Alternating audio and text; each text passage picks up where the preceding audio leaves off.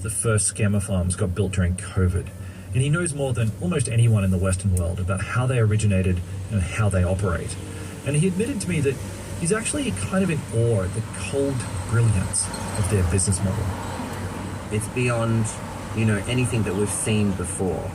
And it's true, I stood with my colleagues, co-workers at the border one day, and my colleague says, is it wrong of me to be slightly awed at what they've managed to achieve in this amount of time? Is it wrong of me to be slightly impressed by their business model? And I said, it's the same. I'm the same. There is a point of me, this entrepreneurial Judah, that looks at this and says, it's absolute brilliance. It's the way that they've marketed it, the way that they've planned it, the way that they've moved into technologies, the way how they sophisticatedly built this when an entire world was closed down. This is something else that keeps coming up as we've been investigating this story. Just how technologically advanced these scammer farms have become. I said in an earlier episode how each farm has a department of young women who get on the phones with their victims. Well, they can also get on FaceTime or on Zoom, because the scammer farms have this custom AI technology that allows them to digitally wrap completely convincing looking faces over their models. So you might be on a call looking at a woman whose facial expressions seem completely natural and convincing, but actually you're just looking at a digital mask superimposed over the actual face of the person that you're speaking with.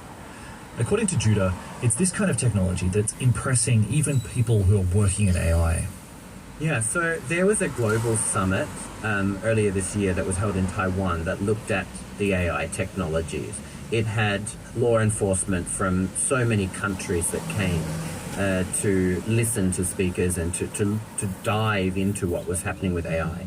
And one of the key points, the takeaways from this meeting, was that the technology is about 2 years more advanced inside the scam compound than any government agency in the world has.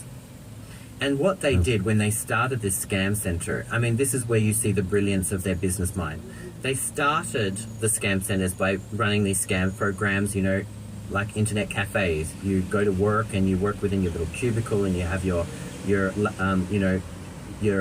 computer and you've got your phones and you're just connecting with people all over the world, whether using dating websites or whatever. On the other hand, they brought in and they focused on, in the beginning, in the first year of this, they brought in and they focused on those who had the right degrees. So we saw people that were PhD holders in IT. There were computer programmers. There was just everything that you can imagine that they needed, they went after. They brought these people in and then essentially they tortured them in order that they would work 17-hour days developing AI softwares that were never seen before. I remember with one young lady that we helped get out of the scam compound. I mean, she was brought in and she had a PhD in computer engineering. And she said to me, I've never seen technologies like this ever in the world. We never studied anything like this, but yet I was asked to make something that didn't exist. And the compounds themselves gave her access to anything she wanted. Whatever she wanted, they could get in for her so that she could develop these AI technologies. So that today we see it, different agents, different news groups and stuff have reported on it. And you kind of hear, oh, well, there's this new technology that shows you could have a conversation with a robot, an AI, graphic, and you would never even know that they're AI. You wouldn't know that they're not real. Hearing Judah say this makes me feel a bit hopeless. It's just the sheer scale and power of this industry, the way it's so untouchable, yet in plain sight. Scamming is really, really lucrative, and these shady organizations and military juntas, they're experiencing this period of fantasy wealth and freedom. They want some custom, cutting-edge piece of AI technology, not a problem. They just go build complex office buildings in a field, no worries, they can get that built too.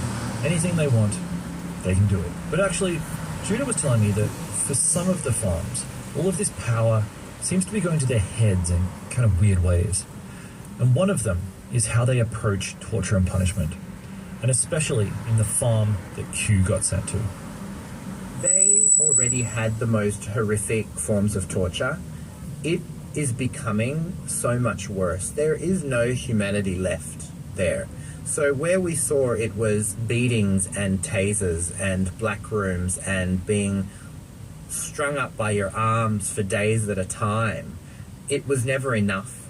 And it kind of went through this period of time where there was grown men would be spanked all day long until they were black and blue on their backsides. It became this almost sadistic fetish of the bosses, that they had to punish them, and they were no longer being tasered or beaten, punched, bruised. They were being spanked on a daily basis until they were so black and blue. Also the females, not just the males. It took on this really like disturbing kind of almost fetish sexual fantasy, and then that led to the increase of sexual abuse and rape.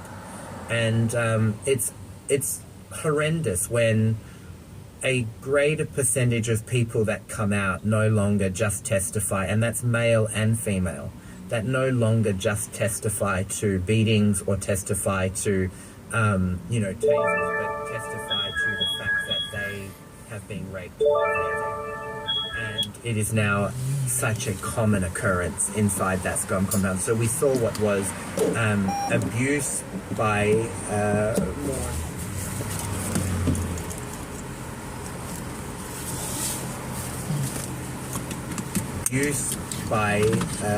more psychological, and then psychological went to just absolute physical trauma, which then went to this kind of sadistic level of fetish fantasy, and now moved into rape from their leaders. And it's horrendous. And if you can dream it up or think about it, or even the worst of the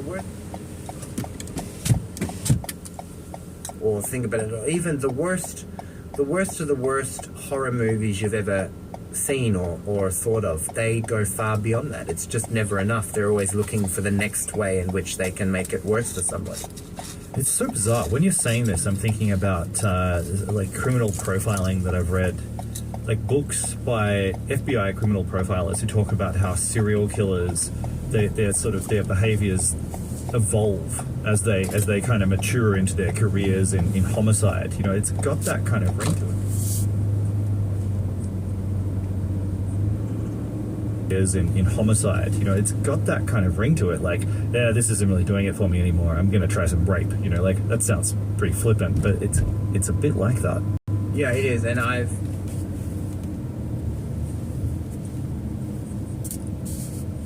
It's a bit like that.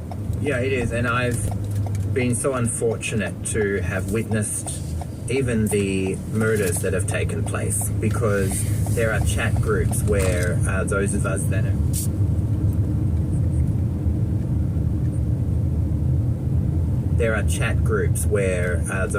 that are deeply within the investigation side of it, or deeply within the victim side of it and the criminology side of it, there are chat groups that go around where the leaders or the criminal bosses or those inflicting the crimes actually murder individuals and then post about it. They share the torture. They share the